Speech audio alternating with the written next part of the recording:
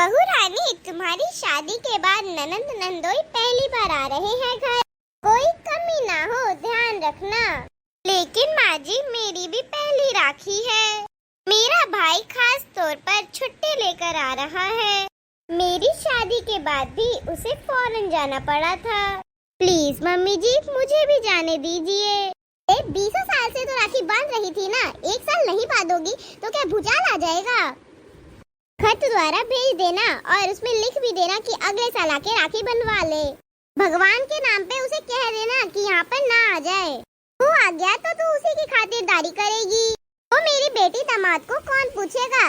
तुझे ऐसे कैसे जाने दूंगी? हर साल मेरी बेटी आती है और कहाँ मैं ठहरी उसकी सेवा भी नहीं कर पाती हूँ। सोचा था अगर मेरी बहू आ जाएगी तो दामाद और मैं अपनी बेटी को बढ़िया बढ़िया पकवान खिलाऊंगी। मैं इस घर की बहू ना हुई, बिना पैसे की कुक हो गई हूँ। सोचा था शादी के बाद पहली राखी पर इनको लेके मायके जाऊंगी भाई को राखी बांधने।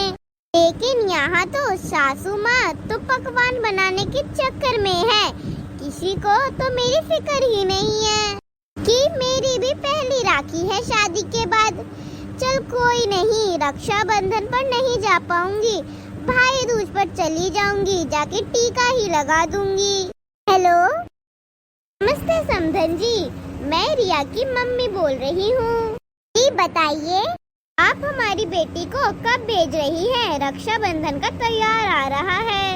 इतने साल लड़की को रखकर जी नहीं भरा जो बार बार बुलाने के लिए कह रही है। अरे घर में बेटी और दामाद आ रहे हैं, घर में बहू ही नहीं होगी तो उन्हें कैसा लगेगा?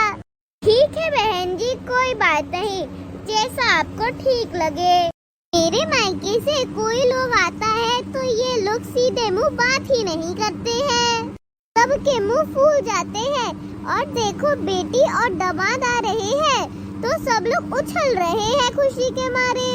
देखो रोहन, राखी पे मुझे ऐसे गिफ्ट नहीं चाहिए। तुम अपने पत्नी के चक्कर में ये घटिया घटिया पर्स ले आए हो मेरे लिए। बताओ, तुम मुझसे छोटे हो, मैं तुम्हें अपने बच्चे की तरह मानती हूँ।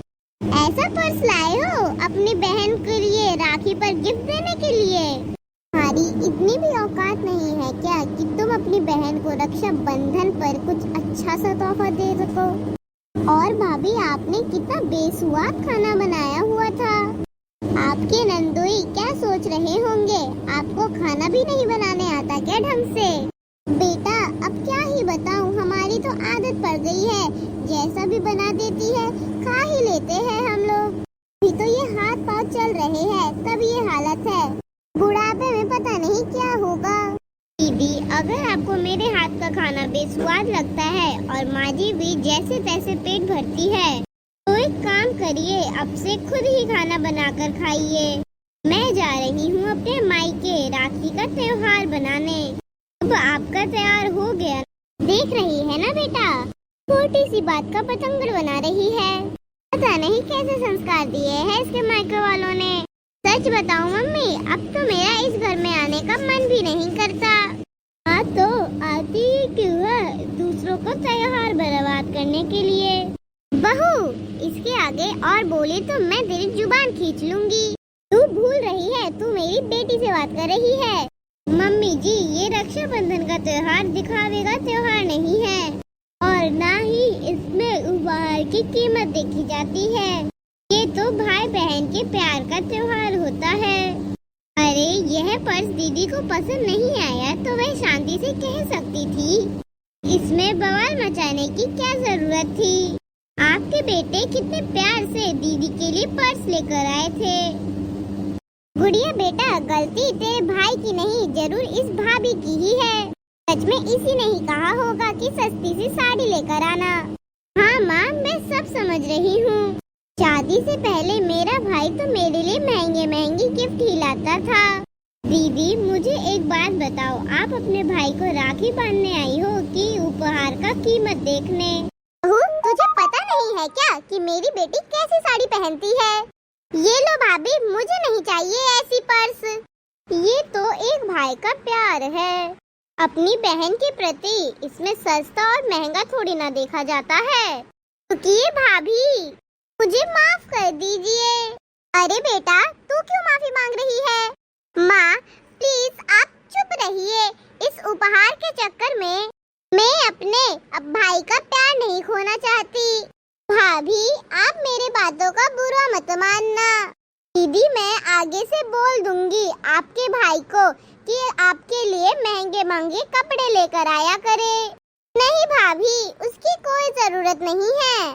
मुझे समझ में आ चुका है, उपहार देने वाले का दिल देखना चाहिए, ना कि उपहार की कीमत। दीदी, आप मुझे 4 बातें सुना लेती, मुझे इतना बुरा नहीं लगता। लेकिन आपके भाई क्या सोच रहे होंगे?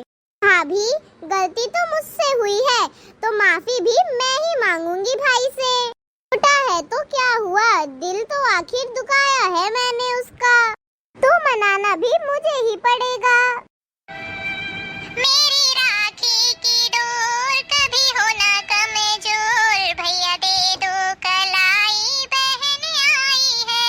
मेरी राखी की डोर कभी हो ना कमजोर, भैया दे दो कलाई, बहन आई है।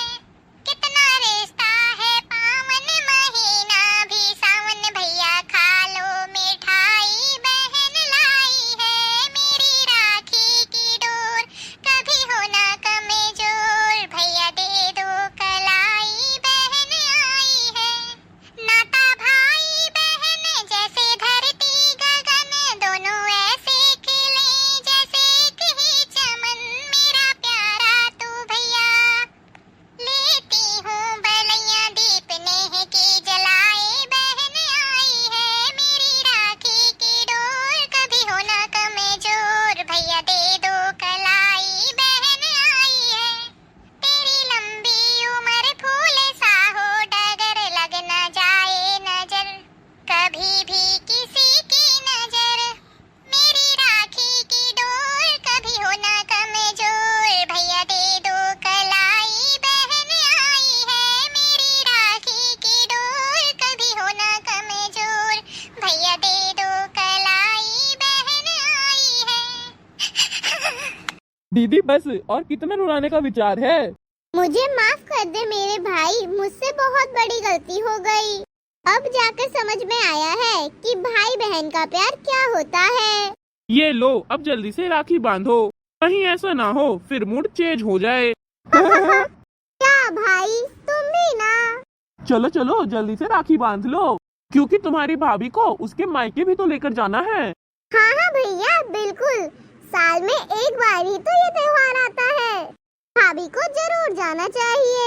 भगवान आप दोनों को हमेशा खुश रखे।